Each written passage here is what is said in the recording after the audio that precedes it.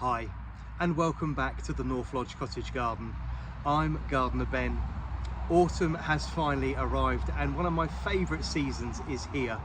It's bulb planting time, and I thought I would tour you through the process of how I create an absolutely stunning spring display.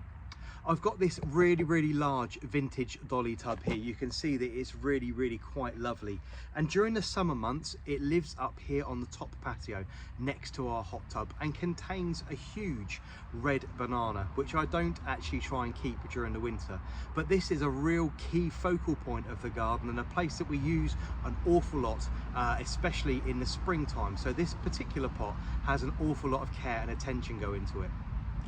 So I thought I'd tour you through how I do this. Now, a lot of gardeners are going to call this bulb lasagna.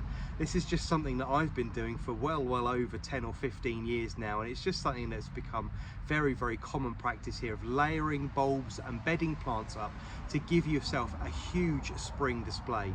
Now, there are two ways of looking at this. You're either looking to bring together cohesive color schemes that are going to give you a really lovely complementary color palette, or for myself, it's really to make the display last as long as at all possible. So I'm planting lots of different varieties, not for a color coordinated display, but more to make sure that I have flower in this pot all the way through the spring. Now for me, that means the beginning of the season, about the 1st or 2nd of January, I would expect to see some Tete up in here, and then some the polyanthus and the pansies flowering, and then all the way through into February, where the irises are going to come, March, and then we're looking at things like the allium starting to come up and give structural interest before you have the main show of tulips in April, May, and into the very beginning of June, where this pot will then be stripped out and then put back into use for the banana again. So as I said, this is a huge pot containing an awful lot of compost, and it's really quite expensive to continue to refill it. So what I suggest you do is you can reuse compost, but if you're going to carry it from season to season, you must make sure that you empty the entire pot out and you go through the media to make sure that you've got no nasties living in the actual pot. And by nasties, I mean you're looking out for things like vine weevil and chafer bugs, grubs. Both of those are going to be eating the roots and possibly the bulbs of anything you plant in here. Vine weevil, especially if you're going to be planting things like this, polyanthus, during the winter, they will absolutely love polyanthus roots and decimate the root systems of anything you plant. So you must make sure that you're pest free. So I've turned this out into a wheelbarrow, I've given it all a good mix up and made sure there's nothing living in this pot that I don't want to live in here, and the pot is now absolutely fine to carry on. So what I've done is I've dropped the soil level in this pot now by around 9 inches, and because I'm going to be planting tulips, I'm going to start with a layer of horticultural grit, which is just here. Now, you can either use horticultural grit, or if you don't have any of this, you can use sharp builder's sand. Anything realistically to add a nice layer of drainage underneath the tulips, which is going to be the first layer that's going to be planted. You want to keep those off of wet soil and make sure that the slugs that tend to overwinter in soil like this, especially in pots, don't get access to them and actually eat them during the winter. So we're going to start with a layer of horticultural grit. On the note of drainage, it's the time of year where you really want to be paying really key attention to your drainage. Make sure the drainage holes in your pot are all free flowing, they're not clogged up with soil or they've not got moss and things growing in them. And at this time of year, if you can, remove the sources that you have underneath the pot.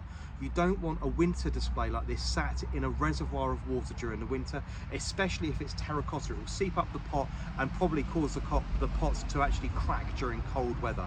So if you've got pot feet, get it up off the ground and get that drainage going, and then add your layer of horticultural grit. So all I'm going to do is several large scoops of that across the base of the pot. There we go. And I'm just going to spread that out with my hands, and that gives us a nice level surface and a nice free draining surface on which to start planting.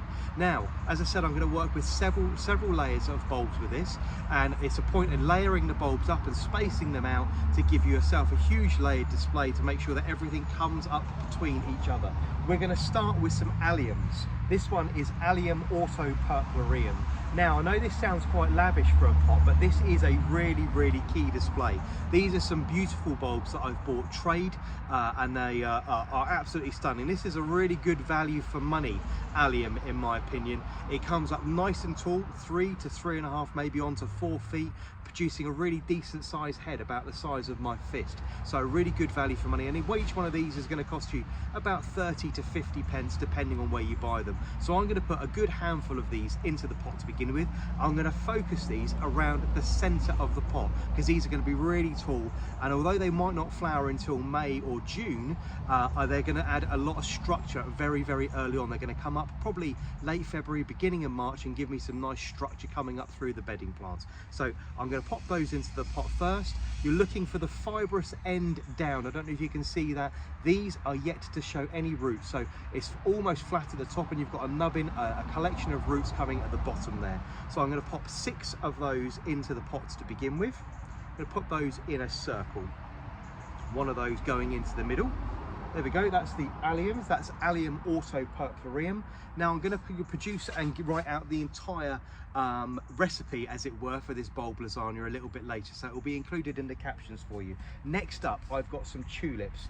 This one is Uncle Tom, which is a really large, blousy, deep red, almost burgundy tulip, and I'm going to be pairing this with Tulip Angelique. So these are going in next on the same level, again with that layer of gravel underneath them. I'm just going to space these out, and you must at this point start imagining what this is going to look like with all these coming up. Leave plenty of space. Don't be tempted to pack these in too tight on your first layer. You've got several layers to go, and you want to make sure that everybody has plenty of room. So again, I'm going to pop these around the outside of those alliums. No need to firm them in too hard. Something that a lot of inexperienced gardeners will do is firm the soil in a bulb lasagna down far too heavy and compact it down. And what will happen with the sheer volume of things that are coming up through the soil, especially in sort of February and March, it will push all the soil out, and you'll end up with your bedding plants. If you've planted a top layer of bedding plants, you'll end up with bedding plants and soil absolutely everywhere. So that so far is the Allium autopurpureum, the tulip Uncle Tom, and now the light pink tulip, which is Angelique, going in alongside. Now this is a really lovely colour contrast. Again, not to everybody's tastes. If you wanted to create something a little bit more on trend, that's of course entirely up to you. But for me, spring is always about a riot of colour.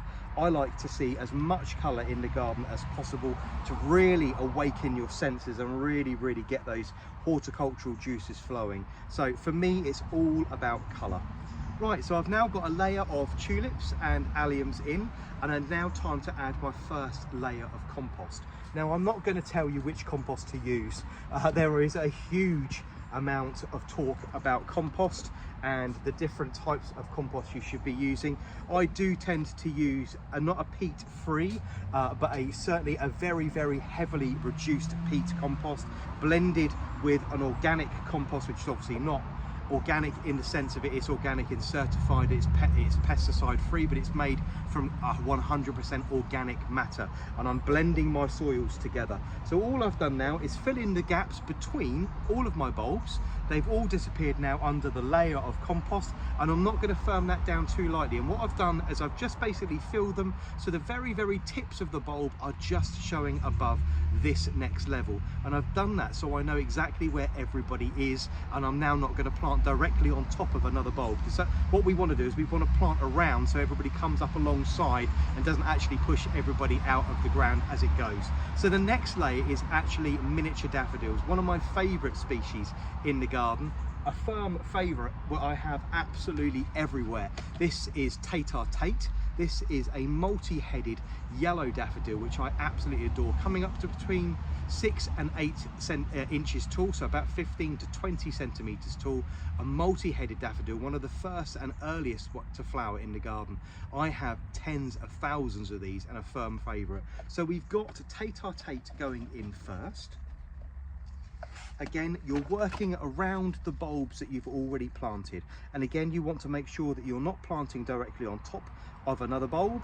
Just space those out. Again, don't be too greedy and pack too many into this at this stage, because again we have several layers to go.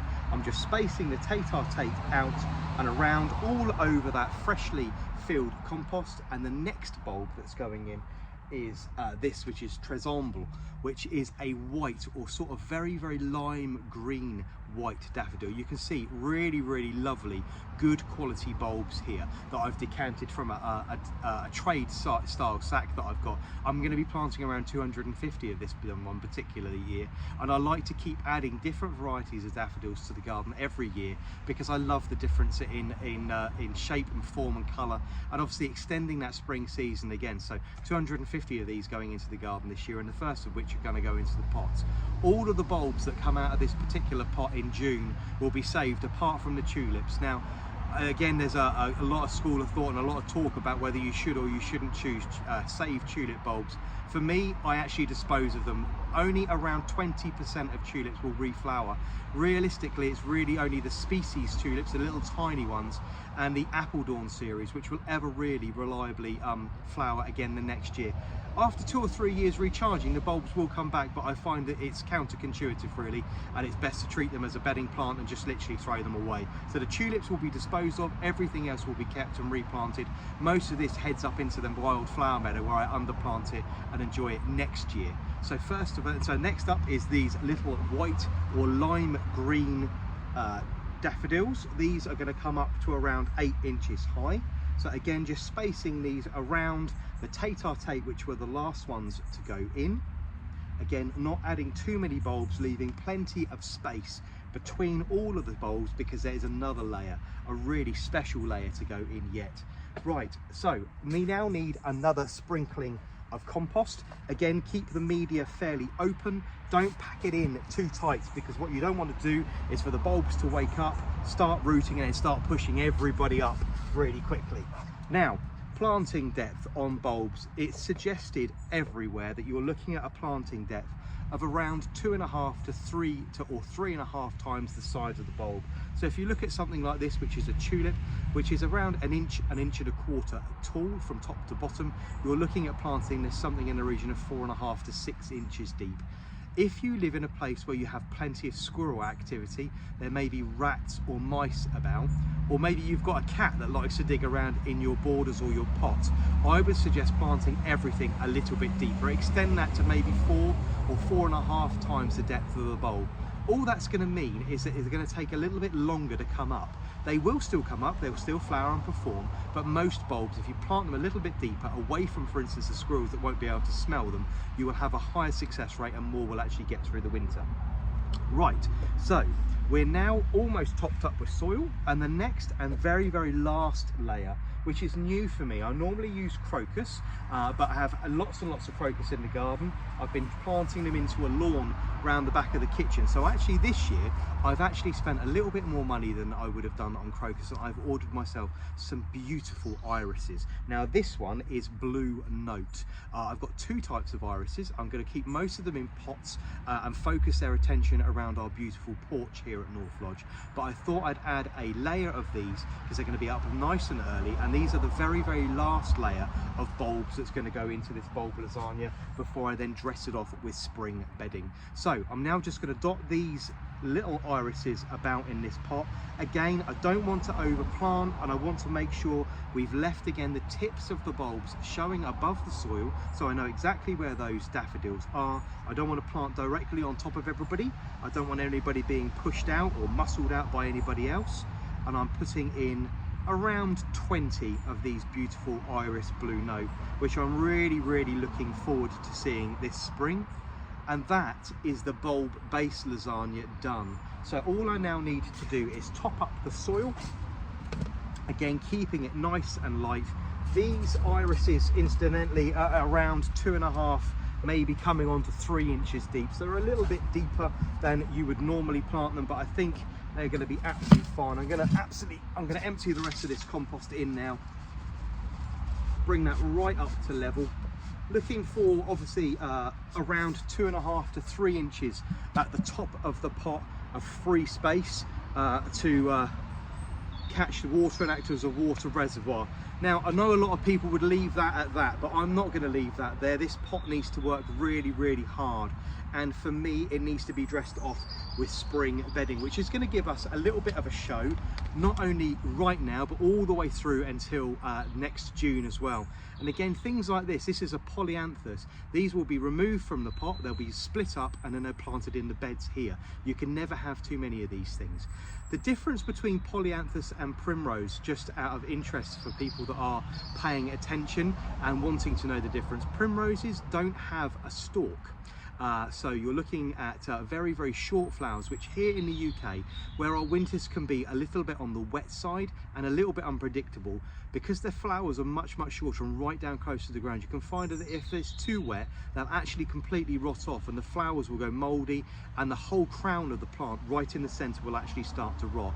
I actually tend to favour the genus of polyanthus instead. They have a stalk, normally around 3 to 4 inches high, where the flowers are borne on the top. And I personally find they're much, much more resilient to our English weather. So I've got some blue polyanthus going in the top, probably just around 3 of those. I've got some white polyanthus, always nice to have a base colour coming from somewhere. Again, another 3 of those. And then finally, I've got some beautiful pansies, just some mixed varieties, because again, I don't like to colour coordinate my planting too heavily. And I'm going to pop a few of those, just 3 in the middle. The last thing that I'm going to do with this, just to make sure that this pot is as well protected from the slugs and the snails, and of course the squirrels at all possible, is, you know, we started with a layer of horticultural grit right underneath that first layer of bulbs. Well, the last and final thing that's going to happen to this is I'm going to dress it with, again, a couple of scoops of horticultural grit. It's going to do one of 2 things. As I say, it's going to keep the slugs and the snails off of things, especially like these pansies that they're going to absolutely adore. It's also going to make sure that if it is particularly wet over this winter, that these polyanthus don't get splashed all over, and any flowers that come up are going to remain in really good condition. So with my compost scoop, I'm just going to dress the entire pot with several scoops of horticultural grit and just top it off before I then water it. So in synopsis, we've got 3 layers of bulbs containing, first of all, the Allium, atropurpureum, 2 varieties of tulip, both flowering at different times and both different colours. You've got Uncle Tom, which is the dark maroon red, and you've got Angelique, a soft pink parrot style tulip. Above that, 2 different types of miniature daffodil, Tete and tresamble, which is a lime green white. And then topped off the last layer of bulbs, you've got that lovely blue note iris right on the top. And then above that, you've got the spring bedding before it's then dressed off with horticultural grit. And you can see, there we go, it's already looking fairly pleasant already. But in a couple of weeks' time, once these polyanthus and these pansies have started to fill in, the beginning of the show will start. And I should think we'll probably see the first of our bulbs will be the Tete up and in flower, probably for the very beginning of January, and then probably it will be the iris and then the other type of daffodil before you start seeing things like the alliums emerge. I hope you've enjoyed the video I've made today. I will of course make sure that the recipe for my bulb lasagna is underneath in the captions. If you have any queries or questions, you know how to get hold of me.